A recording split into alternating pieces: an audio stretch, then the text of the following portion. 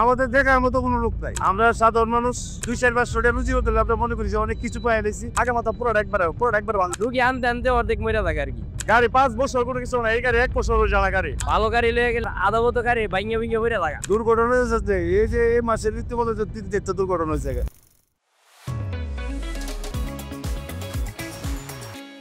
আসসালামু আলাইকুম। দেশ এবং বিদেশে যারা জনতার মঞ্চে টিভি দেখছেন সবাইকে স্বাগত। রাজনীতি, যুদ্ধ এবং শান্তি, এই 3 মন্ত্রে এগিয়ে চলছে পৃথিবী। এই 3 মন্ত্র নিয়ে ব্রাহ্মণবাড়িয়াবাসী কী ভাবছে আজকের এই জনমত অনুষ্ঠানে আমরা আপনাদেরকে তা দেখাবো। আজকে আমাদের আলোচ্য বিষয় হচ্ছে বহুল আলোচিত ব্রাহ্মণবাড়ি আগরতলা নির্মাণাধীন রোডের বেহাল দশা ও স্থানীয়দের দুর্দশা। বাংলাদেশের মেঘনা নদীর তীরে অবস্থিত আশুগঞ্জ নদী বন্দর থেকে শুরু করে ব্রাহ্মণবাড়িয়া জেলার উপর দিয়ে নির্মাণাধীন 4 লেন মহাসড়ক, যেটি মূলত ভারতের ত্রিপুরা রাজ্যের আগরতলায় গিয়ে ঠেকেছে। বিগত শেখ হাসিনার সরকার ক্ষমতায় থাকাকালে এই রুটটি নির্মাণের জন্য ভারতের সাথে চুক্তি হয়েছিল, যেটি মূলত ভারতের সাথে ভারতের পূর্বাঞ্চলীয় রাজ্যগুলোকে সংযুক্ত করার জন্য হচ্ছে। বিশেষ করে ভারতের পশ্চিমবঙ্গের সাথে ত্রিপুরা রাজ্যের মধ্যে পণ্য ও যাত্রী দ্রুত পরিবহনের উদ্দেশ্যে নির্মাণ করা হচ্ছে। ব্রাহ্মণবাড়িয়ার উপর দিয়ে এই নির্মাণাধীন রাস্তা নির্মাণের যৌক্তিকতা, রাজনৈতিক স্বার্থকতা নিয়ে স্থানীয় থেকে শুরু করে জাতীয় রাজনৈতিক অঙ্গনে বিশাল আলোচনা থাকলেও আমরা আজকের এই রাস্তা নির্মাণে বাংলাদেশের লাভ ক্ষতি হিসাব করতে যাচ্ছি না। এ বিষয়ে অন্যদিন একটি অনুসন্ধানী ভিডিও আপনাদেরকে জানাবো।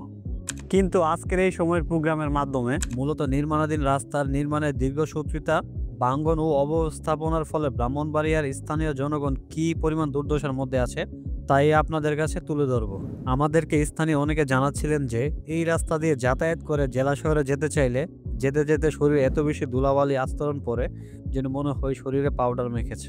কিন্তু সবচেয়ে ভয়ানক ব্যাপার হচ্ছে বৃদ্ধ, অসুস্থ নারী, পুরুষ বা ডেলিভারি কেসের নারীদের চিকিৎসার জন্য শহরে হাসপাতালে নেওয়াটাই বেশি বিপদের, কারণ এই রাস্তায় রোগী নিয়ে বের হওয়ার জন্য মৃত্যুকূপের দিকে এগিয়ে যাওয়া। অনেক সিএনজি ও অটো রিক্সা চালক বলেছিলেন রাস্তার এই বেহাল দশার ফলে বিভিন্ন সময় ঘটেছে নানান দুর্ঘটনা, তাছাড়া যাতায়াতেও লাগছে অতিরিক্ত সময়। আবার অনেক চালক বলছিলেন রাস্তায় বেশি ভাঙা থাকার কারণে গাড়ি দ্রুত নষ্ট হচ্ছে এবং ঘন ঘন যান্ত্রিক ত্রুটিও দেখা দিচ্ছে, ফলে গাড়ি রিপেয়ারের ক্ষেত্রে অনেক ব্যয় হচ্ছে।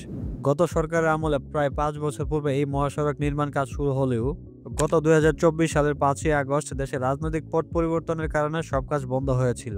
প্রায় 2 মাস বন্ধ থাকার পর পুনরায় নির্মাণ কাজ শুরু হলেও বর্তমানে তা খুবই মন্থর গতিতে চলছে। স্থানীয়দের চাওয়া হলো দেশের বর্তমান সরকার যেন এই বিষয়টি অধিক গুরুত্বের সাথে দেখেন এবং নির্মাণাধীন 4 লেন রাস্তার এক পাশ অর্থাৎ অন্ততপক্ষে 2 লেন রাস্তা আগে সমাপ্ত করার পদক্ষেপ নেন, যেন স্থানীয় জনপদে মানুষ নির্বিঘ্নে তাদের যাতায়াতটুকু করতে পারেন। এই যে 4 লেনের রাস্তার বিভিন্ন অংশে ভাঙ্গন এবং কাজ শেষ না হওয়ার কারণে আপনাদের কি কি ভোগান্তি হচ্ছে? তো ভোগান্তির কোনো শেষ নেই। আমরা সাধারণ শ্রমিক, গাড়ি নিয়ে যেতে পারি না, ভাঙ্গা অবস্থা এবং ধুলাবালু আমাদের এরকম দোষ হয় যে আমরা নিজে চিনতে পারি না, এরকম ধুলাবালু। এবার রাস্তার পরিবেশ জন্য দেখার মতো মনে হয় কোনো লোকই নাই। এই আসলে কি কাজ করতেছে না কি আমরা বুঝতে পারতেছি না। রাস্তাটা যাওয়ার মতো রাস্তার আর এখন নাই। দুর্ঘটনা কেমন ঘটছে? দুর্ঘটনা হচ্ছে এই যে এই মাসের ঋতু বলে যে 3-4টা দুর্ঘটনা হয়েছে। এই যে বাইঙ্গা পড়ে রয়েছে, একটা হয়ে গেছে, কি করবো, গাতাত পড়ে রয়েছে, গাতার থেকে তোলা যায় না। একটা গাড়ি যদি 22টা জায়গাতে রাস্তা বন্ধ হয়ে যায়, রাস্তাটা আর যাওয়ার মতো কোনো ক্যাপাসিটি থাকে না।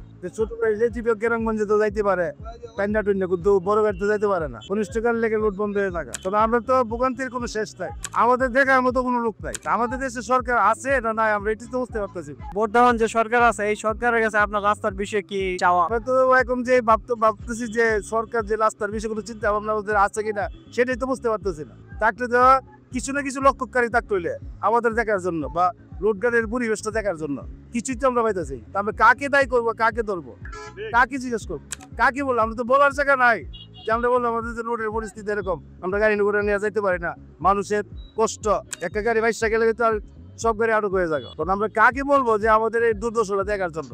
আমরা তো এমন কোনো কেউ পাইতেছি না। এরকম পরিবেশ মনে হয় যে আর কোনো জায়গায় আছে মনে আমার মনে হয় না। আমরা সাধারণ মানুষ 2-4-500 টাকা রুজি হতে আমরা মনে করি যে অনেক কিছু পাই নিয়েছি, আমরা এটাতেই সন্তুষ্ট থাকি, কিন্তু এটা তো রুজি করতে পারতেছি এই রাস্তাঘাটের জন্য। মানুষের একটা হামিলদার লোকের জন্য একটা হামিলদার লোক নিয়ে গেলে লোকটা যেতে পারি না, রাস্তাটা মনে হয় এটা এই জায়গাতে ডেলিভারি হবে। কে দেখবে? দেখার মতো কোনো লোক আছে নাকি? আমরা তো পাইতেছি না যে বলবো যে আমাদের শুধু দেখার জন্য। কাকে বলবো? এই সমন্বয়কারী কোন, যাই কোন, যে সরকারি আছে আমাদের জন্য দেখার মতো লোক নেই। সরকার সরকারের কাজ করতেছে, বুঝছেন না? সরকার তো আর আমাদের কাজ করতেছে, আমাদের কাজ করুন। কিভাবে বোঝাবো যে গাড়ি ভাঙে? গাড়ি তো পুলিশ গাড়ি পড়ে থাকে। কিভাবে বলবো যে আপনার গাড়ি ভাঙে? প্রচুর গাড়ি ভেঙে পড়ে থাকে। অনেকটা গাড়ি যখন ভেঙে পড়ে থাকে তখন তো মানুষের দুর্ভোগের কষ্ট শেষ নাই। কাউতুলে মনে করছে আমরা এই যে সিনজিডি নিয়ে আসছি, আমরা নেতারা টাইম করে দিয়ে গেছে যে সিনজিডি থাকবে, এখান থেকে রুখ হবে, ঠিক আছে? আর এর বাইরে গেলে পুলিশ প্রশাসন ধরলে আমরা দেই না। যার জন্য আমরা এই কাউতুলির মোড়ে, আমরা এই পুরান কাউতুলি পুরান ব্রিজের উপরে আমরা আসছি। আসার পরে এখন আছে 90% না, মানে 80% গাড়ি সহ এদিকে ঢুকতেছে, লোক জমিয়ে যেতে পারতেছে। আমরা সার্ভে একটি ভাড়া মারতে পারতেছি না। আপনাকে আমরা কেউ বলো না যে তোমরা কি এভাবে থাকবে কেন, ও দিছি কেন না দিয়ে সেটা গেছি কি আমরা তৈরি দিচ্ছি, আমরা নীতি কেউ যাবো, কাজ যাবো, কেউ বলতে পারি না। এই আইনগুলো আমরা কেউ দেবো না যে এভাবে চলো, এভাবে চলো, এবার না। লোক অবস্থা থাকবো ওই পাশে, আর আমরা থাকবো কাউতুলি পুরান ব্রিজে।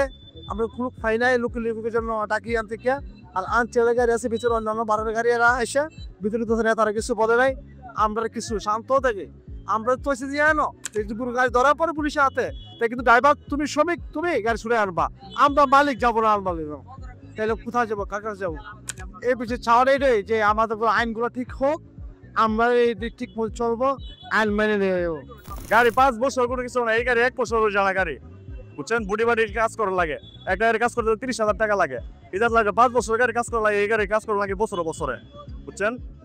6 মাসে কাজ করো, 6 মাসে 1 বছর গাড়ি কাজ করা লাগে, বুড়ি হইলে কাজ করা লাগে, বুঝছেন? এই যে দেন নতুন গাড়িটা, ওই যে বুড়ি হইলে ওই পড়তে চাই দেন আমাকে এটা, এই যে দেন বুড়ি হইলে প্রত্যেকটা দাঁত ওয়ার্লিং, বুঝছেন? এই যে বুড়িটা দেখেন, বুঝছেন? 5 বছর নতুন গাড়িটা, 5 বছর কিছু তো না, এই গাড়ি মনে করুন বছর বছর বাইকে দিতে চাই 30,000 35,000 টাকা লাগতেছে। আমাদের মতন দেখার মতন কেউ নাই। সরকার কাজ করতে কিন্তু সরকার আমাদের জন্য দেখতেছে না। এই যে বাউন্ডারি যে রাস্তাটা, এগুলো দেখেন আগে মাথা পুরো একবার সম্পূর্ণ বিশুদ্ধ মাতি পুরোটা ভাঙ্গা, অথচ এটা আজকে কত বছর ধরে আমরা এই সমস্ত করতেছি। ভাই রাস্তার যে অবস্থা, এসব বর্ণনা করতে গেলে তো অনেক সময় লাগবে, কারণ আমরা যে ভোগান্তিতে আছি, ধুলাবালি, এরপরে মনে করেন যে হয়রানি, পুলিশের হয়রানি, মানে সব দিক দিয়ে প্রচুর, চারদিক থেকে কথা বলতে গেলে আমরা ড্রাইভাররা মানে পুরো অসহায়, মানে আমাদের মতন অসহায় কোনো আর কোনো মানুষ নাই। এদিক দিয়ে এই কাউতুলির যারা আছে স্থানীয়, এরাও অত্যাচার করে, পুলিশও অত্যাচার করে। এবারে রোডে গাড়ি নিয়ে যেতে গেলে, ভালো গাড়ি লয়ে গেলে কি আর আদাবত গাড়ি ভাঙে ভেঙে বেড়ে লাগা, এটা কই আর কিতা করুম ভাই? অনেক মনে করেন যে আমরা সকালবেলা সিরিয়াল লিখছি, সকাল বজারের চেরি খায় সিরিয়াল লিখছি, এখন বাজে হয়েছে আপনার কয়টা 3টা মনে বাজে গেছে।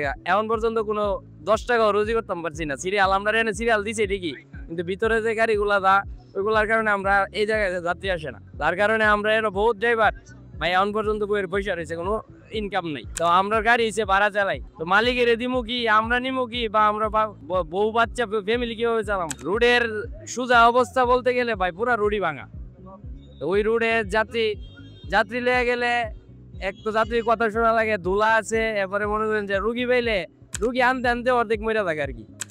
কোন জায়গা বলতে গেলে আপনার মনে করেন যে এন দিকে গিয়া রামরেল পার হইলে রামরেল কিন্তু একটু ভাঙা আছে, রামরেলের পর রাধিকা ভাঙা আছে, রাধিকার পর সুলতানপুর দিকে প্রায় দরকার তন্তর পর্যন্তই ভাঙা। যে গাড়ি মনে করেন 10 দিন পরে কাজ করা লাগতো, ওইটা 2 দিন পরে কাজ করা লাগে। এটা আমরা ভোগান্তি দেখার মতো তো কোনো মানুষ নাই ভাই। সরকারের কাছে এইটুকুই চাওয়া, যাতে আমাদের রাস্তাটা একটু কাজ করে দেয়, মানুষের ভোগান্তিটা যাতে একটু কমে। আর আমরা যারা ড্রাইভার আছি, ড্রাইভারের দিকে সুদৃষ্টিতে একটু চাওয়ার আবেদন করতেছি আর কি ভাই। জি ভাই, আমরা অধিকারটা আমরা ফিরাই দিলি হয়। প্রিয় দর্শক, আমরা চলে এসেছি এই সময় জনমত অনুষ্ঠানের শেষ প্রান্তে। অন্য কোনো দিন অন্য কোনো বিষয় নিয়ে আমরা আপনাদেরকে জানাবো ব্রাহ্মণবাড়িয়াবাসী কী ভাবছেন। সেই পর্যন্ত আপনারা অপেক্ষা করুন এবং দেশকে গর্বিত বাংলাদেশ হিসেবে গড়ার পথে এগিয়ে চলুন। ধন্যবাদ।